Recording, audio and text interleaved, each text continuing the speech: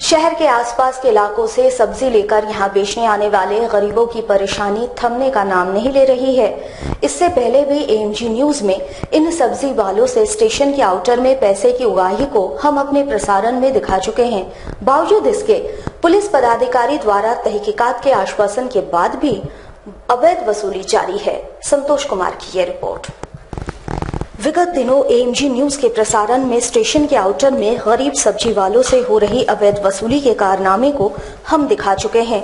तब पुलिस पदाधिकारी ने तहकीकात कर इस मामले पर लगाम लगाने की बातें भी कह चुके थे। ऐसा काम अभी मेरे अंदाज में नहीं आया है। यदि मेरे पास ऐसी खबर मिलती है तो कोई जवान, कोई कर्मी को मैं नहीं छोड़ने जा रहा हूँ और उसको सख्त से सख्त कार्रवाई करेंगे। है बिल्कुल अपराध है, अति संज्ञेय अपराध है, संज्ञेय अपराध है। इसके लिए मैं तो रिपोर्ट करवे करूंगा और अपने वरीय पदाधिकारी को भी सूचित करते हुए उन पर मैंने रिपोर्ट करूंगा। उसमें कहीं कोई मेरे तरफ से उसमें कोई तब्दीली नहीं होगी। पर आज जब हमारे सीनियर रिपोर्टर संतोष कुमार ने फिर से टाटा नगर स्टेशन के आउटर का जायजा लिया तो पाया कि सिपाही अपने दलालों की मदद से सब्जी वालों से अवैध वसूली कर रहे थे। स्थिति जस के तस बनी हुई है। पुलिस पदाधिकारी मौन है। आखिर इस भ्रष्टाचार पर अंकुश क्यों नहीं लगा पा रहे हैं? इसके पीछे कौन है? हमने भी ठान लिया है जब तक इस पर अंकुश नहीं लग जाता तब तक एएमजी न्यूज पर गरीब सब्जी वालों की बेबसी हम जनता तक पहुंचाते ही रहेंगे।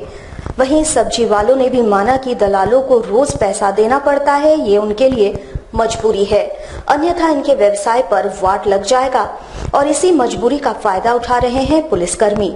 पर कब तक चलेगा ये अत्याचार? एएमजी न्यूज के लिए संतोष कुमार की ये रिपोर्ट।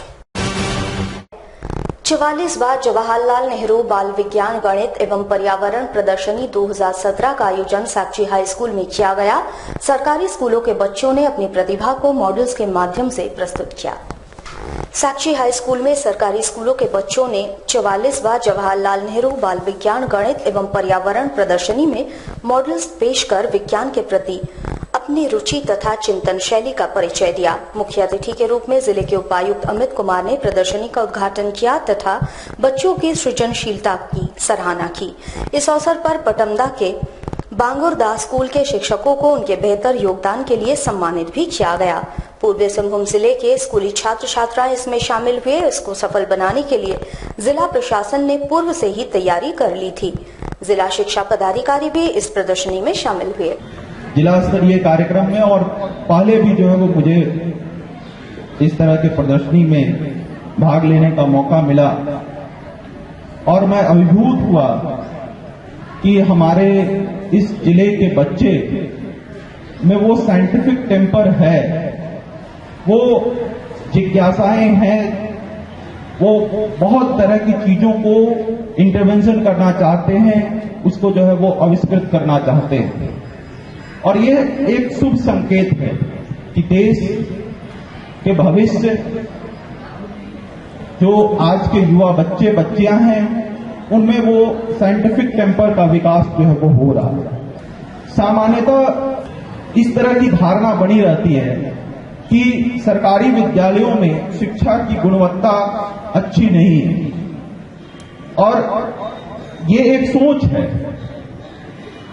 जो आम लोगों के दिमाग में बैठा हुआ कि सरकारी विद्यालयों के बच्चे और सरकारी विद्यालयों में पठन पाठन योग्य वातावरण नहीं है। और इन सारे जो दकियानुसी सोच है इसको तोड़ने का काम आप सब लोग मिलकर के कर रहे हैं। निश्चित रूप से सरकारी विद्यालयों में संसाधनों की कमी तो है, लेकिन कहीं से भी मनोबल जो है वो कम नहीं है। मनोबल उनका बहुत ऊंचा है और मैं बार बार कहता हूं कि सरकारी विद्यालय प्राइवेट विद्यालयों से कहीं भी कम नहीं। कुदरत का करिश्मा जब दिखता है तो बस लोग देखते ही रह जाते हैं। कुछ ऐसा ही नजारा जमशेदपुर के NH 33 स्थित पारडी इलाके में देखने को मिली, जहां वर्षों से कटे हुए पेड़ की शाखा वापस अपने आप ही पेड़ से जुड़ गई, जिसके बाद से लगातार यहां पूजा अर्चना करने का तांता लगा हुआ है। अब इसे कुदरत का करिश्मा ही कहा जाए, क्योंकि जिस पेड़ में लोग पूजा के लिए उमड़ पड़े हैं वो पेड़ 5 दशक से भी ज्यादा पुराना है। बीते कुछ वर्षों पहले पेड़ को काटा गया था। सिर्फ इतना ही नहीं, पेड़ की कई छोटी छोटी शाखाएं भी पास के ग्रामीण काट कर ले गए थे, पर पेड़ की एक बड़ी शाखा कटकर विगत कई महीनों से पेड़ के पास ही पड़ी हुई थी और अचानक से वो शाखा अपने आप ही पेड़ से वापस जुड़ गई और न केवल जुड़ी बल्कि पूर्ण रूप से सीधी खड़ी हो गई, जैसे मानो कि ये शाखा कभी पेड़ से अलग ही न हुई हो। ये खबर जैसे ही क्षेत्र के निवासियों को लगी तो यहाँ लोगों का तांता लगना शुरू हो गया। इसके बाद यहाँ शुरू हुआ पूजा अर्चना का दौर। इस क्षेत्र के एक पुजारी ने इशारों में बताया कि उनके सपने में माता ने ही उन्हें यहाँ पूजा करने को कहा है। बुधवार की सुबह से ही यहाँ लोगों का कौतूहल इतना बढ़ गया कि आने जाने वाले लोग भी यहाँ रुककर इस नजारे को देखने लगे। एनएच पर लंबी लंबी कतारें लग गई। लोग इस दृश्य को अपने मोबाइल तथा कैमरे में कैद करने लगे। कोई दूर से तो कोई पास खड़े होकर भी पेड़ के सामने अपना माथा जरूर टेकते दिखे। बात करिए, कुछ भी नहीं। सपने में कौन आया था, इशारे से बताइए। काली माँ क्या बोला? पूजा पाठ करने।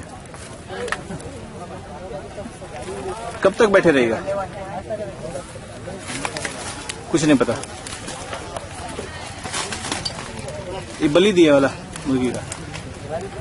ये जो पेड़ जो खड़ा है ये वर्षों साल पहले हमें गिरी हुई थी और ये अचानक ये पेड़ खड़ी हो गई थी, इसीलिए पूजा की जा रही है। अचानक आदमी जो है ये सुन के अचानक लगी और ये पेड़ खड़ी हो गई अपने आप।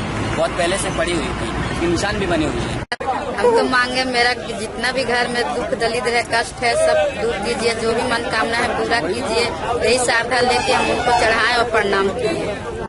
बहरहाल कारण जो भी हो, पर ये दृश्य साबित करता है कि आज के इस आधुनिक युग में भी आस्था अन्य चीजों पर भारी है और कुदरत भी जब अपना करिश्मा दिखाती है तो वाकई सभी उसके आगे नतमस्तक हो जाते हैं। हमारे साथ लगातार जुड़े रहने के लिए आप हमें YouTube पर जरूर सब्सक्राइब करें।